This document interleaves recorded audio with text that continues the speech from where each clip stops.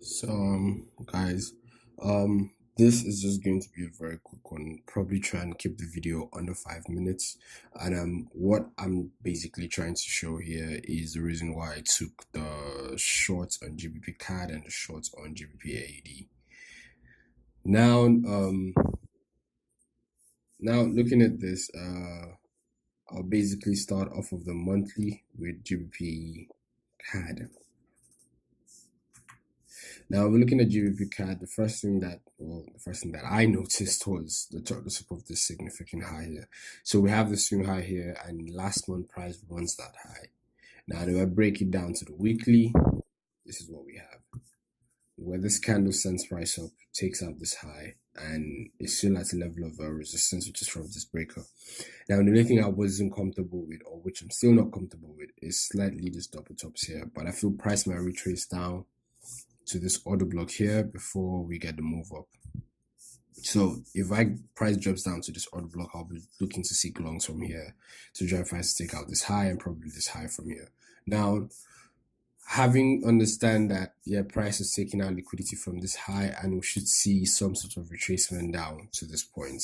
The whole plan now was basically to find a point in which I can basically rather comfortably snug into the markets. Now, if I break down to the daily charts, this is what you would have, where you have the daily OB, we have a void here.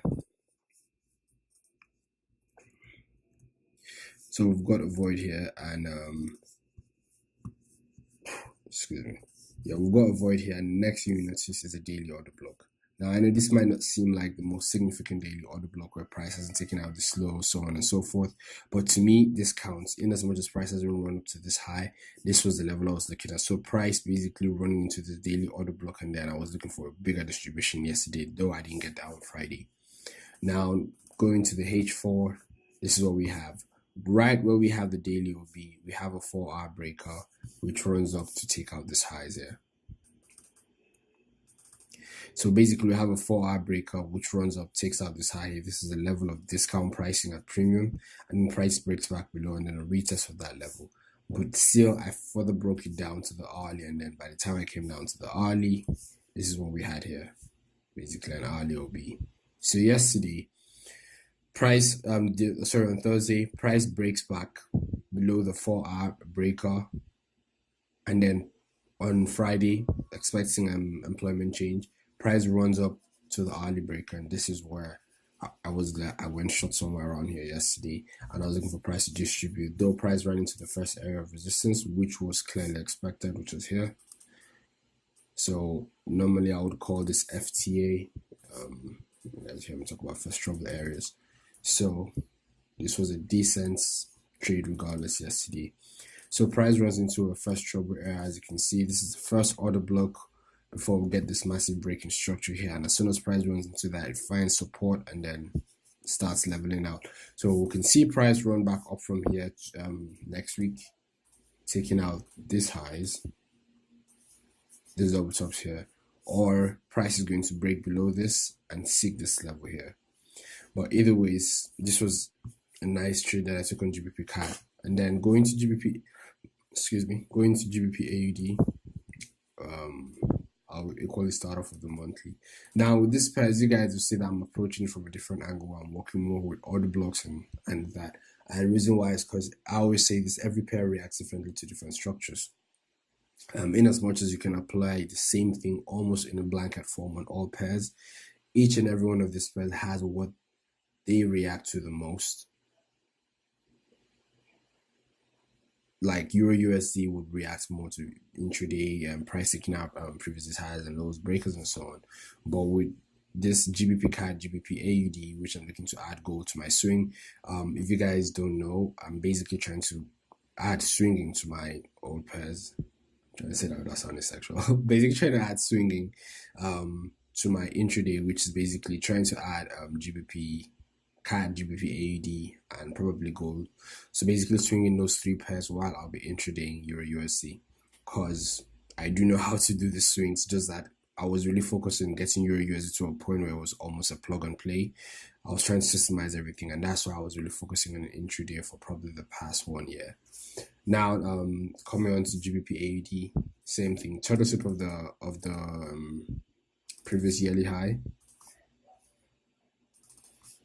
So if you look at this, we're taking out the high of the previous year, and if you guys understand the concept of a range, this is what I'll be looking out for, this low here.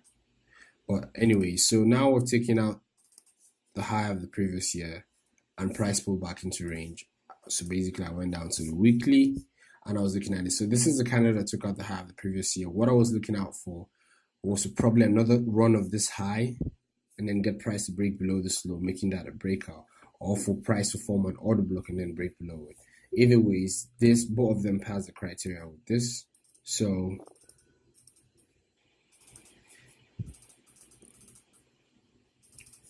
there's a run of this high, price breaks below with last week, and then this week running back into it.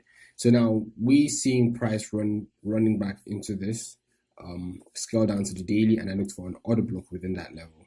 And the order block, the first order block that I could find, mind you, this is the line that denotes us running back into it, and this is Monday, us retesting that level. What I waited out for was for price to run into this daily OB, because this is a break in structure.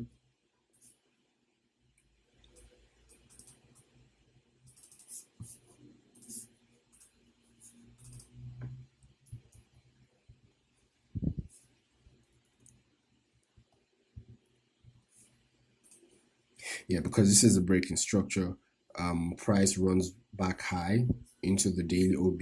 If I scale that down to the H4, so now the gray zone is the daily order block. The gray zone here is the daily order block. If I zoom in looking for the first H4, this is what I'll see, and I'm going to. Price is basically fractal. You need to just find something within something. If you're seeing, when I know a swing is a good probability is when I see everything line up from the weekly, from the monthly to the weekly to the daily to the H4 to the H1, and then if I can, I'll scale down to the 15 minutes. That's what I really like to see in swings. So anyways, now we've gotten it down to the H4 OB. If you mark out this level, if you guys don't know, a high probability bearish OB is a bearish order block that has a swing high resting below it. So now price takes out stops, drives that into the H4 OB. I scale down again to the H1, and I'll see this.